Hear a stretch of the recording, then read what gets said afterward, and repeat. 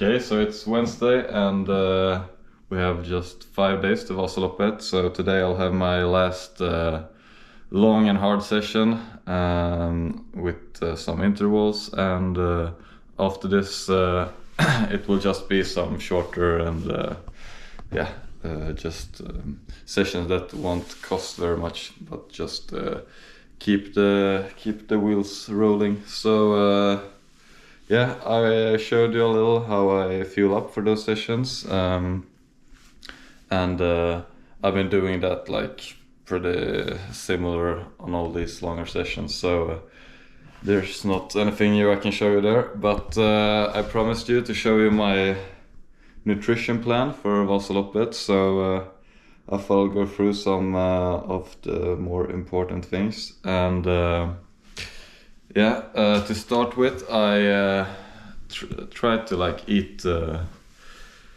fuel up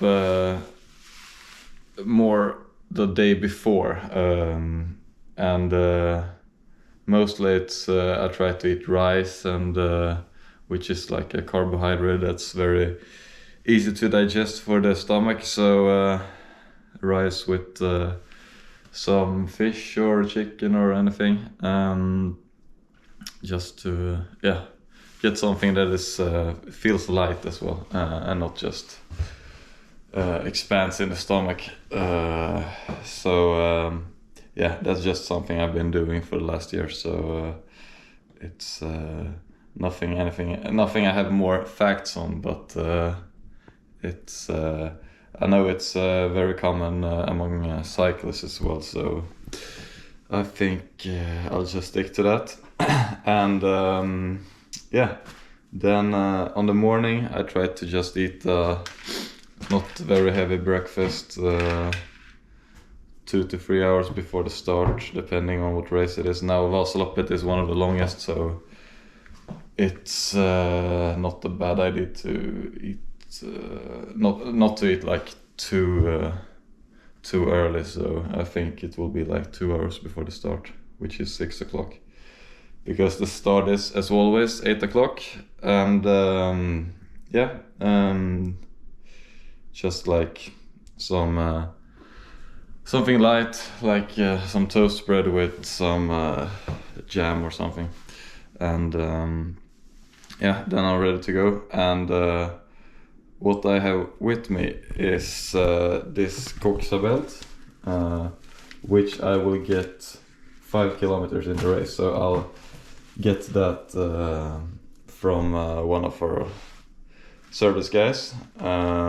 So after the first like uphill, you have you can come out on the like flats on the swamps, and there it usually calms down a little, the race, so you have time and don't have to stress very much to get your belt on and such, because then on the swamps, and it's pretty flat, so you wanna use that to get some energy in, and because it's most important in the beginning of the race to like keep fueling up, so you don't bonk the last 30 k's. And what I have to not bonk is some sports drink to start with. That is, we have the team is sponsored by Maurten, which is a Swedish company that is pretty new, but they have taken a big part of the market because they are very innovative and have really good products that like very many teams in cycling, and mostly runners, because it's very good for the stomach. It's not anything that will make you get bad in the stomach, and so you get problems during the race. That is like their thing, that they have found a like formula that's very easy to digest. And one of these, Maurten 320, that's the like biggest drink mix. This is for half a liter of sports drink, and per serving it's 80 grams of carbs. So one of these bags is 80 grams of carbs. So if you drink one belt or one half liter per hour, you get 80 grams, which is pretty close to what your body can take in, which is we strive for 100 grams of carbs every hour. So if you take one of these gels on top of that, this one is 25 grams of carbs. You get 105 grams of carbs, which is what the body can handle. And usually I take like maybe 2 gels during an hour when it's like calm and you have time to do that, because it's a little more tricky to do that during the race. But if you take 2 of those and you drink some, maybe I'll not drink half a liter during an hour. So then I'm okay, because I have more than I need. Then I haven't really decided if I want to like change belt and get a new one, but I'll have these gels. I think I'll try to stick them onto the belt, because these belts are, you have this I don't actually know what it's called, this material here. So we have this like tape that has this material, so you can like glue it on the gel and then you can attach it to the belt here, or in this pocket in here. So yeah, that's what I'll do during the race. Then actually we have this, I saw that Maurten dropped it for the public just a few days ago. This is the bicarb system. So it's bicarbonate, which has been which is like, together with caffeine and some other stuff, is like scientifically proven to improve your performance. This buffers lactic acid, so the problem has been before that it's really bad for the stomach. But Maurten has found a way with this. You have like, first you mix this with water, which is like a hydrogel. So it's just like a sports drink almost. You get some energy as well. And this is, as you hear, some like pills, which are the bicarbonate. So it's like, it's very salt. So you mix it with this hydrogel. I mix it in this one. You get this one when you buy it. So mix it here and just eat it like a porridge almost.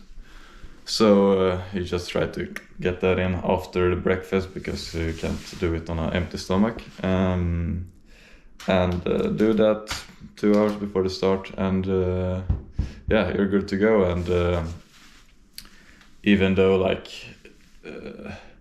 I can't say I feel like the effect like directly, but it's scientifically proven, and a lot of like Olympians have used it. I know Nils van der Poel used it during the Olympics, so it's really something good. And because we have like our sprints and like the decisive parts like very long into the races, so you don't have this like immediate like lactic acid effect that you have to get rid of, but it's just to trust in this. And it's really exciting to get some like new products like this and get to try it, because I know a lot of people have tried to use bicarbonate, but it's like so bad for the stomach, so nobody dares to do it before races. But I have used this since like this autumn on Vasaloppet, actually, when I won the 15K. So I had a really positive experience with that immediately. So I think it's available to buy now.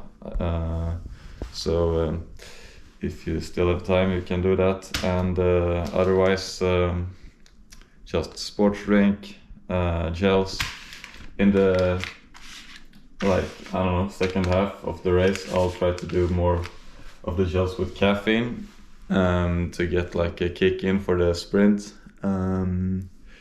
Usually caffeine kicks in about like 30 to 40 minutes after you take it, so just have that in mind. But caffeine is like, you can't really overdose it that much, because yeah, it's always good to get that, and especially during a race, you will just the body will use it, and you'll just feel better if you take it. So but I'll try to stay off it until half of the race, approximately, I think, to yeah, get that extra kick for the last 20-30 Ks, because that's where I guess where it will be decided.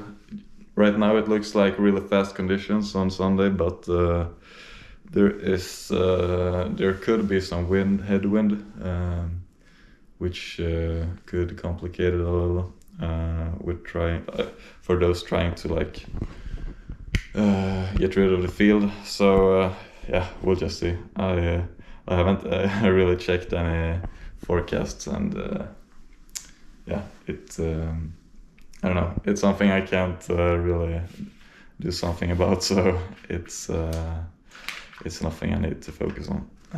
But yeah, that's it for that, and now I'll get out and do my last session, so I'll give you some updates during it, and yeah, so just follow along.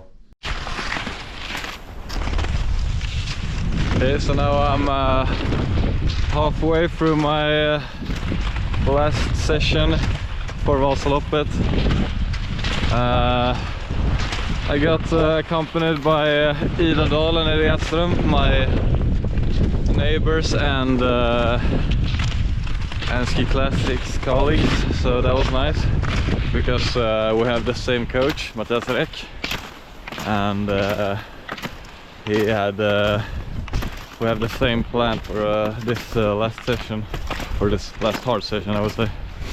So that means I think I'll go like 3.5 hours altogether, and the first part of the session is 3-minute intervals with 1 minute pause, and you do 5 of those, and that's a set, and then you do that set one more time. So I was kinda slow started today, which isn't that weird, because I had the last couple of days I had 3 5-hour sessions in a row, and then I had a rest day yesterday, so yeah, the body kinda shuts down a little after that. So I usually get that after a hard training period with lots of hours, but so during the second set I really woke up and could push good, did some really good yeah, big heart rate and everything, which is positive, because it means I can push the body, and I'll need to do that on Sunday, so I just see that as a positive.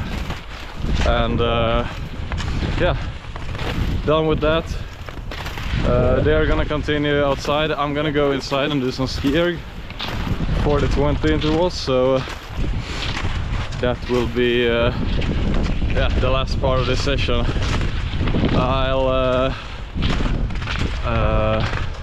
It was really windy today, so kind of hard in some parts, but it could be that on Sunday, as I said, so good to get some training for mentally for that, prepare for a hard race.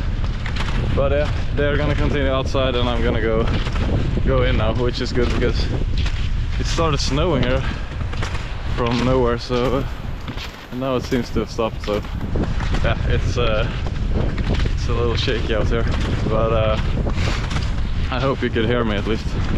But I'll check up with some watts and the numbers from the ski erg.